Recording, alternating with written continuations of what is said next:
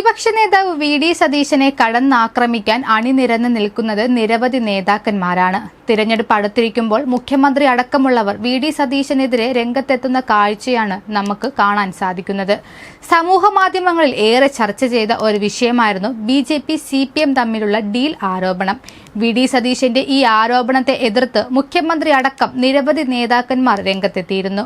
പ്രതിപക്ഷ നേതാവ് വി.ഡി. സതീശന്റെ CPM ബി.ജെ.പി. ഡീൽ ആരോപണത്തിന് ചുട്ട മറുപടിയുമായി മുഖ്യമന്ത്രി പിണറായി വിജയൻ രംഗത്തെത്തുകയും അത് നിരവധി ചർച്ചകൾക്ക് വഴിവെക്കുകയും ചെയ്തിരുന്നു. മുഖ്യമന്ത്രി ഫേസ്ബുക്ക് പോസ്റ്റിലൂടെയാണ് വി.ഡി. സതീശന് മറുപടി കൊടുത്തത്. 2006 ഫെബ്രുവരിയിൽ പറവൂർ മനക്കപ്പടി സ്കൂളിൽ RSS സംഘടിപ്പിച്ച ഗോൾവാൾക്കർ ജന്മശതാബ്ദി ആഘോഷത്തിൽ വി.ഡി. സതീശൻ പങ്കെടുക്കുന്നതിന്റെ ഫോട്ടോ പങ്കുവച്ചുകൊണ്ടായിരുന്നു മുഖ്യമന്ത്രിയുടെ പോസ്റ്റ്. 2001ലെയും 2006ലെയും തെരഞ്ഞെടുപ്പുകളിൽ സതീശൻ RSS പിന്തുണ തേടിയെന്നും പിണറായി വിജയൻ ഫേസ്ബുക്ക് പോസ്റ്റിൽ വ്യക്തമാക്കി. എന്നാൽ പിണറായി വിജയനെതിരെയും പിണറായി ഇട്ട പോസ്റ്റിനെതിരെയും ആരോപണം ഉന്നയിച്ച് വി.ഡി. സതീശനും രംഗത്തെത്തിയിരുന്നു. RSSനെ പ്രതിരോധിച്ചത് CPM ആണെന്നും അതിൽ കോൺഗ്രസിന് പങ്കില്ല എന്നുമുള്ള പിണറായി വിജയന്റെ പ്രസ്താവനകൾ ചരിത്രമറിയാവുന്ന കേരള ജനത തള്ളിക്കളയുമെന്ന് വി.ഡി. സതീശൻ പറഞ്ഞു. മുഖ്യമന്ത്രി ലക്ഷണമൊത്ത ഒരു RSS ഏജന്റാണെന്നും അദ്ദേഹത്തിന്റെ പക്കലുള്ളതിനേക്കാൾ ചിത്രങ്ങൾ തങ്ങളുടെ കൈവശമുണ്ടെന്നും പ്രതിപക്ഷ നേതാവ് ആരോപിച്ചിരുന്നു.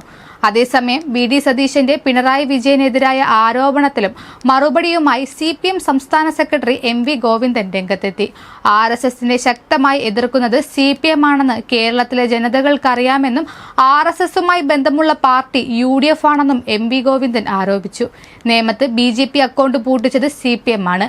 വോട്ട് കണക്ക് നോക്കിയാൽ ആരാണ് BJP ജയിപ്പിച്ചതെന്ന് മനസ്സിലാകുമെന്നും MV ഗോവിന്ദൻ പറഞ്ഞു. സതീശൻ രാവിലെ എഴുന്നേൽക്കുമ്പോൾ മുതൽ നുണ പറയലാണ് സതീശന്റെ പണി. അത് ഉറങ്ങും വരെ തുടരും. വി.ഡി. സതീശൻ വർഗീയതയ്ക്ക് എതിരാണെന്ന് പറഞ്ഞു നടക്കുകയാണ്. ജമാഅത്തെ ഇസ്ലാമി UDFന് പിന്തുണ നൽകുമെന്ന് പരസ്യമായി പറഞ്ഞു. സതീശൻ ഒരക്ഷരം പറഞ്ഞു. KM ഷാജി എവിടെ മത്സരിച്ചാലും വർഗീയത മാത്രമേ പറയൂ. KM ഷാജി വർഗീയവാദത്തിന്റെ മുഖമുദ്രയാണെന്നും MV ഗോവിന്ദൻ ആരോപിച്ചു. മുഖ്യമന്ത്രി പിണറായി വിജയനെതിരായ സതീശന്റെ ഫേസ്ബുക്ക് പോസ്റ്റ് ശുദ്ധ അസംബദ്ധമാണെന്നും മറ്റൊരു കള്ളവുമാണെന്ന് MV ഗോവിന്ദൻ വ്യക്തമാക്കി. കൂടാതെ കേരളത്തിൽ തുടർഭരണം ഉണ്ടാകുമെന്നും UDFനെതിരെയും വി.ഡി. സതീശനെതിരെയും പറഞ്ഞുകൊണ്ട് രംഗത്തെത്തിയിരിക്കുന്നത് SNDP യോഗം ജനറൽ സെക്രട്ടറി വെള്ളാപ്പള്ളി നടേശനാണ്. സീറ്റുകളുടെ എണ്ണം കുറഞ്ഞാലും LDFന് ഭരണം തുടരാനാകുമെന്നും UDFന് 100 സീറ്റ് കിട്ടിയാൽ ലോകാവസാനമായിരിക്കുമെന്നാണ് വെള്ളാപ്പള്ളി പറഞ്ഞത്. കോൺഗ്രസിൽ ചെന്നിത്തലയാണ് മുഖ്യമന്ത്രിയാകാൻ യോഗ്യനെന്നും വി.ഡി. സതീശൻ വെറും ബഫൂൾ ആണെന്നും വെള്ളാപ്പള്ളി ആരോപിച്ചു. K. സുധാകരനെ സതീശന്റെ നേതൃത്വത്തിൽ വേട്ടയാടുകയായിരുന്നു. സുധാകരനും അടൂർ പ്രകാശിനും സീറ്റ് നൽകാതെ മാറ്റി നിർത്തിയത് UDFന് തിരിച്ചടിയാകുമെന്നുമായിരുന്നു വെള്ളാപ്പള്ളിയുടെ പ്രതികരണം. കൂടാതെ കേരള രാഷ്ട്രീയത്തിലെ ഒരു ജോക്കറാണ് വി.ഡി. സതീശനെന്നും ഞങ്ങൾ ചക്കരയും പീരയുമായി നടന്നതല്ലേ, പ്രതിപക്ഷ നേതാവായാൽ ആരോടും എന്തും പറയാനുള്ള ലൈസൻസ് ഉണ്ടെന്നാണ് സതീശന്റെ തോന്നൽ. പ്രസംഗ തൊഴിലാളിയായി നടന്നു എന്നല്ലാതെ യഥാർത്ഥ ബുദ്ധിജീവികൾ കോൺഗ്രസിൽ ഉണ്ടെന്നും വെള്ളാപ്പള്ളി പറഞ്ഞു. ഒരു പ്രമുഖ മാധ്യമത്തിന് നൽകിയ അഭിമുഖത്തിലാണ് വെള്ളാപ്പള്ളിയുടെ തുറന്നുപറച്ചിൽ ഉണ്ടായിരിക്കുന്നത്. അതിനിടയിൽ ചേർത്ത് വായിക്കേണ്ട ഒന്ന് 2020 സ്ഥാപകൻ സാബു M. ജേക്കബിന്റെ വാക്കുകളാണ്. എറണാകുളം നഷ്ടപ്പെട്ടാൽ UDFന് എല്ലാം നഷ്ടമാകുമെന്നാണ് 2020 ചീഫ് കോർഡിനേറ്ററും കിറ്റക്സ് MDയുമായ സാബു M. ജേക്കബ് പറയുന്നത്.